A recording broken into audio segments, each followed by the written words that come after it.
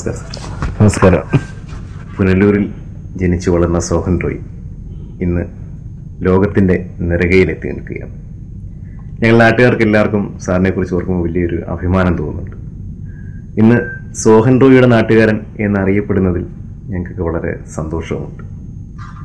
ഒരു മറൈൻ എഞ്ചിനീയറായി ജീവിതം ആരംഭിച്ച താങ്കൾ പിൽക്കാലത്ത് ഒരു വലിയ ചലച്ചിത്ര സംവിധായകനായി മാറുകയായിരുന്നു. എങ്ങനെയാണ് ഇത് സംഭവിച്ചത്?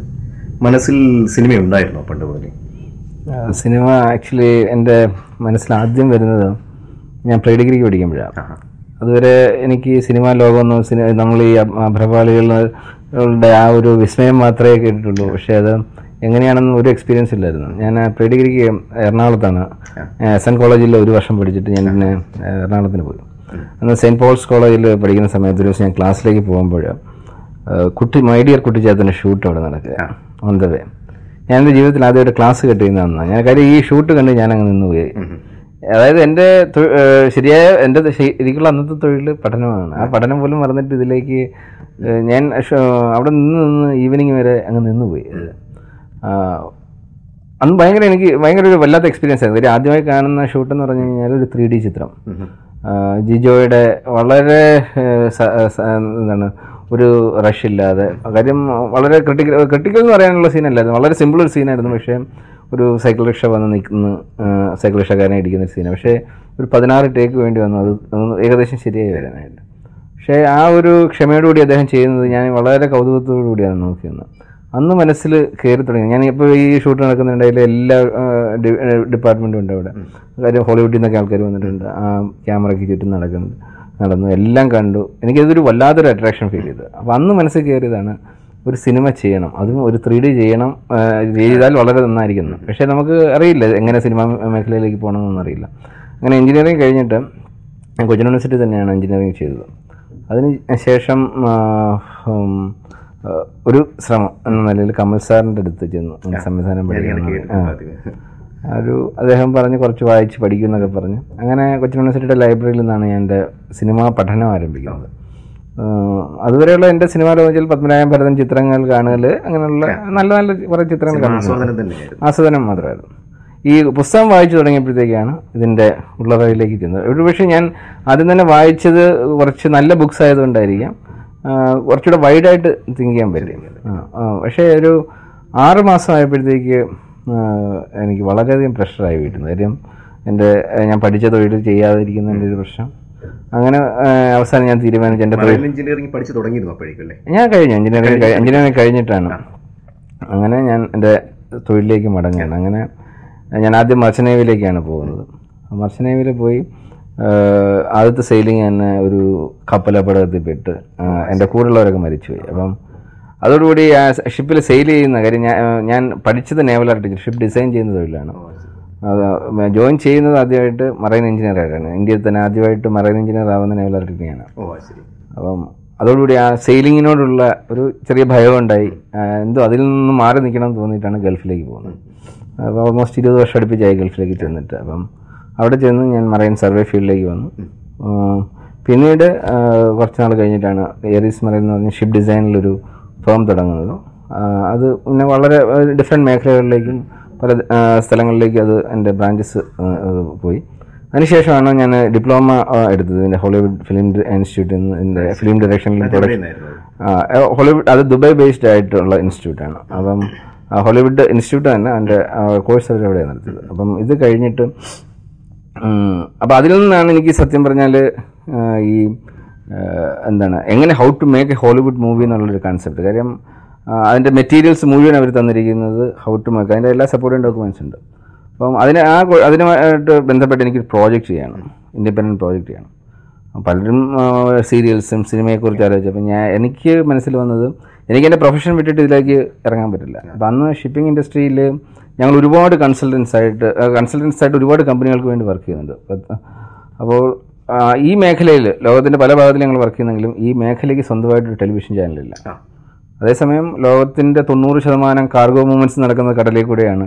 കപ്പൽ ഓട്ടം എന്ന് നിൽക്കുന്നു, അന്ന് സാധാരണ എല്ലാവരെയും ഇത് ബാധിക്കുന്നതായിരിക്കും. അങ്ങനെ ഞാൻ തീരുമാനിച്ചു, ഓക്കെ, ഈ ഇത്രയും വലിയൊരു മേഖല, ഇത്രയധികം ആൾക്കാർ വർക്ക് ചെയ്യുന്ന, ഇത്രയധികം നമ്മുടെ സാധാരണ മനുഷ്യൻ്റെ ജീവിതത്തിനെ സ്വാധീനിക്കുന്ന ഷിപ്പിംഗ് ഇൻഡസ്ട്രിക്ക് വേണ്ടി ഒരു ടെലിവിഷൻ ചാനൽ വേണം.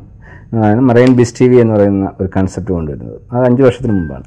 ഈ കൺസെപ്റ്റ് തുടങ്ങിയപ്പോഴാണ് മനസ്സിലാവുന്നത് ഇതിന് ഒരുപാട് ബുദ്ധിമുട്ടുകളുണ്ട്. കാര്യം ഇതിന് കണ്ടന്റ് എന്ന് പറയുന്ന സാധനമില്ല. ഒരു 24 മണിക്കൂർ ഇംഗ്ലീഷ് ചാനൽ നടത്തണമെങ്കിൽ നമുക്ക് അതിനുള്ള കണ്ടൻസ് വേണം. ആ കണ്ടൻസ് ഇല്ലാത്തൊരവസ്ഥ. പിന്നെ ഇതിന് അപ്രൂവൽ വേണമെങ്കിൽ ഒരുപാട് ഫോർമാലിറ്റീസ് ഉണ്ട്. അന്വേഷിച്ചവരെല്ലാം പറഞ്ഞ് 3 വർഷം എത്താതെ ഒരു ചാനൽ തുടങ്ങാൻ പറ്റില്ല. എന്നെ സംബന്ധിച്ചിടത്തോളം 3 വർഷം കാത്തിരിക്കുക എന്ന് പറഞ്ഞു കഴിഞ്ഞാൽ നടക്കുന്ന കാര്യമല്ല പെട്ടെന്ന്. അപ്പോൾ ഞാനൊരു ടൈം ഫ്രെയിം വെച്ചു. കാര്യം 6 മാസത്തിനുള്ളിൽ എനിക്ക് ഈ പ്രോജക്റ്റ് ചെയ്യണം. അപ്പം 6 മാസത്തിൽ ഈ ടെലിവിഷൻ ചാനൽ പോകണം. അപ്പോൾ ആദ്യമേ ഡെഡ് ലൈൻ ഇട്ടു 6 മന്ത്സിൽ ചെയ്യാൻ. അതിനനുസരിച്ചിട്ട് പിന്നെ ഒരു മാർഗ്ഗമുള്ളായിരുന്നു. ഇന്ത്യയിൽ ഇതിൻ്റെ ഒരു പ്രൊഡക്ഷൻ ഹൗസ് ചെയ്യുക. ഇസ്രായേലിൽ നിന്ന് ഞങ്ങൾ അന്വേഷിച്ചപ്പം ഇസ്രായേലിൽ നിന്ന് പെട്ടെന്ന് നമുക്ക് ലൈസൻസ് കിട്ടും. അതങ്ങനെ ഇസ്രായേലിൽ നിന്ന് അപ്ലിങ്ക് ചെയ്യുന്നു, ഇന്ത്യയിൽ നിന്ന് പ്രൊഡക്ഷൻ നടത്തുന്നു, ദുബൈയിൽ നിന്ന് സിംഗപ്പൂരിൽ നിന്ന് കണ്ടൻസ് ഉണ്ടാക്കുന്നു. ഇവിടുന്ന് ആ സമയത്താണ് ഇൻ്റർനെറ്റൊക്കെ ഒത്തിരി ഫാസ്റ്റായിട്ട് വന്നു. 2 Mbps ലൈൻ എടുത്തിട്ട് അതിന് ഡേറ്റ ട്രാൻസ്ഫർ ചെയ്തിട്ട് അവിടുന്ന് അപ്ലിങ്ക് ചെയ്യുന്ന ഒരു പുതിയ സിസ്റ്റം. ഒരുപക്ഷെ എത്രയും ഫാസ്റ്റായിട്ട് ഉണ്ടായ ഒരു ടെലിവിഷൻ ചാനൽ അന്ന് ഇതായിരിക്കും. അതിനോടൊപ്പം തന്നെ ഞങ്ങൾ പാരലായിട്ട് സാറ്റലൈറ്റ് TV മാത്രമല്ല ഇൻ്റർനെറ്റിലൂടെ ഇത് അവൈലബിൾ ആവണം. കാരണം ഇൻ്റർനെറ്റൊക്കെ അപ്പോഴത്തേക്ക് കുറച്ച് അഡ്വാൻസ്ഡ് ആയി. അങ്ങനെ വെബ് TV എന്ന് പറയുന്നത് ആദ്യമായിട്ട് തന്നെ IPTVയുടെ ബേസിക് സാധനത്തിലേക്ക് ഞങ്ങൾ സ്റ്റെപ്പ് ഇൻ ചെയ്യണം. ഒരുപക്ഷെ CNN ഓൺലൈനിൽ വരുന്നതിന് മുമ്പ് തന്നെ ഒരു 6 മാസത്തിന് മുമ്പ് തന്നെ വന്ന ടെലിവിഷൻ ചാനലാണ് മറൈൻ ബിസ് TV. മാത്രമല്ല വേൾഡിലെ ആദ്യത്തെ ISO സർട്ടിഫൈഡ് ടെലിവിഷൻ ചാനലും മറൈൻ ബിസ് TV ആണ്. അപ്പോൾ അതിനുവേണ്ടി പിന്നെ അടുത്ത ഏറ്റവും വലിയ ഹെക്ടിക് ടാസ്ക് എന്ന് വെച്ച് കഴിഞ്ഞാൽ കണ്ടന്റ് ഉണ്ടാക്കുകയായിരുന്നു. അപ്പോൾ കണ്ടന്റ് ഉണ്ടാക്കാൻ ഇതിനകത്ത് അഡ്വർടൈസ്മെൻറ്റ് പോലും ഞങ്ങൾ ആദ്യം തീരുമാനിച്ചു. നോർമൽ അഡ്വർടൈസ്മെൻറ്റ് പാടില്ല, മാരിടൈം റിലേറ്റഡ് അഡ്വർടൈസ്മെൻറ്റ്സ് വേണം. എന്ത് കാണിക്കുന്നോ അതെല്ലാം സംതിങ് റിലേറ്റഡ് ടു സീ. അങ്ങനെ വന്നപ്പോഴത്തേക്ക് പിന്നെ മറ്റു മാർഗ്ഗമൊന്നുമില്ല, പ്രോഗ്രാംസ് ഉണ്ടാക്കുക. അപ്പോൾ അതിനുവേണ്ടി ഡോക്യുമെൻ്ററീസ്, അഡ്വർടൈസ്മെൻറ്റ്സ്, ഡിഫറെൻറ്റ് പ്രോഗ്രാംസിലേക്ക് കടന്നപ്പോഴത്തേക്ക് ആ വിഷ്വൽ മീഡിയ ആയിട്ട് വളരെയധികം ഇൻവോൾവ് ആകാൻ പറ്റി. പിന്നെ അടുത്ത ഒരു സങ്കല്പമായിരുന്നു, ഓക്കെ ഇനിയിപ്പോൾ സിനിമയിലേക്ക് കയറാൻ സമയമായെന്ന് തോന്നുന്നു. കാര്യം ഫോർമാറ്റ് മാത്രമേ ഉള്ളൂ ചെയ്യുന്നത്. പക്ഷേ അതിനുവേണ്ടി ഉള്ളൊരു സബ്ജക്റ്റ് കണ്ടെത്തുക എന്നുള്ളതായിരുന്നു. അതിനുവേണ്ടി ഉള്ള ശ്രമം ആരംഭിച്ചു. അങ്ങനെ ആരംഭിച്ച അന്വേഷണമാണ് ഒരു ദിവസം മുല്ലപ്പെരിയാർ ഡാമിനെ കുറിച്ച് എത്തി നിൽക്കുന്നു. ആ മുല്ലപ്പെരിയാർ ഡാമിനെ നിന്നാണ് ഡാം ബേസ്ഡ് ആയിട്ടൊരു സബ്ജക്റ്റ്. കാര്യം ഇന്റർനാഷണലി ഏറ്റവും അധികം റിലവൻസ് ഇപ്പോൾ ഉള്ളത് ഞാൻ മനസ്സിലാക്കിയിടത്തോളം ഡാമുകൾക്കാണ്. അതായത് ഞങ്ങളുടെ അന്വേഷണം ചെന്നെത്തിയിരിക്കുന്നത് ചൈനയിൽ നടന്നൊരു ദുരന്തം. അവിടെ മരിക്കുന്ന ലക്ഷക്കണക്കിന് ആൾക്കാരൊരു ഡാം ദുരന്തത്തിൽ, ലോകം കണ്ട ഏറ്റവും വലിയ ദുരന്തം. അത് 1975 ബാങ്ക്യാവ് ഡാമിൽ ഈ ദുരന്തം നടക്കുന്നത്. അന്ന് ഒറ്റ ദിവസം പെയ്യുന്ന മഴ, കൊടും പേമാരി, അതിൽ അതായത് ഒരു 1.5 വർഷം പെയ്യേണ്ട മഴ ഒറ്റ ദിവസം പെയ്യുകയാണ്. അതിൽ ഡാം നിറയുന്നു, ഡാം പൊട്ടുന്നു. അതാണ്ട് 62ഓളം ഡാമുകളാണ് അന്ന് തകരുന്നത്. ആർക്കും ഒന്നും ചെയ്യാൻ പറ്റാത്തൊരവസ്ഥ. അപ്പോൾ ഇത് ഈ ഗ്ലോബൽ വാർമിംഗ് കാരണം ഇത്തരം മഴകൾ ലോകത്തിന്റെ ഏത് ഭാഗത്തും ഇവിടെയും സംഭവിക്കാം, കേരളത്തിലും സംഭവിക്കാം. എപ്പോഴും എങ്ങനെ പെയ്യും ആർക്കും പ്രെഡിക്റ്റ് ചെയ്യാൻ പറ്റാത്തൊരു കാര്യമാണ്. നമ്മുടെ കാലാവസ്ഥ മാറിക്കൊണ്ടേയിരിക്കുകയാണ്. ഇതൊരു ഹെവി റെയിൻ ഉണ്ടാകാൻ വളരെ ഈസിയാണ്. കാര്യം അറ്റ്മോസ്ഫിയറിൽ ഒരു ലോ പ്രഷർ ഫോർമേഷൻ ഉണ്ടായാൽ മതി, അവിടേക്ക് നാച്ചുറലി ഹെവി റെയിൻ ഉണ്ടാകും. സാധാരണ ഇവിടെ കേരളത്തിന്റെ ദേശങ്ങളിൽ അറബിക്കടലിലാണ് സാധാരണ ഇത്തരം ലോ പ്രഷർ ഫോർമേഷൻ ഉണ്ടാകുന്നത്. പക്ഷെ അത് ഇത്തിരി മാറി ഈ കേരളത്തിലേക്കോ കേരളത്തിൻ്റെ തമിഴ്നാട് ബോർഡറിലോ ഉണ്ടായിക്കഴിഞ്ഞാൽ നാച്ചുറലി ഇവിടുത്തെ ഡാമുകളെല്ലാം നിമിഷ നേരം കൊണ്ട് നിറയും. അപ്പോൾ അങ്ങനെ വന്നപ്പോഴാണ് അന്വേഷണം ഞങ്ങൾ ഒരു റിസർച്ച് ആൻഡ് ഡെവലപ്മെന്റിലേക്ക് നീങ്ങിയപ്പം ലോകത്തിൽ മുല്ലപ്പെരിയാർ കേരളത്തിൻ്റെ ഇഷ്യൂ ആണെങ്കിൽ ഓരോ രാജ്യത്തും ഇതൊരു വലിയ പ്രശ്നമായിക്കൊണ്ടിരിക്കുകയാണ്. ഏതാണ്ട് 47,000-ഓളം ഡാമുകൾ 2020 ആകുമ്പോഴേക്കും വലിയ ഡാമുകൾ, അതിൽ 40,000-ഓളം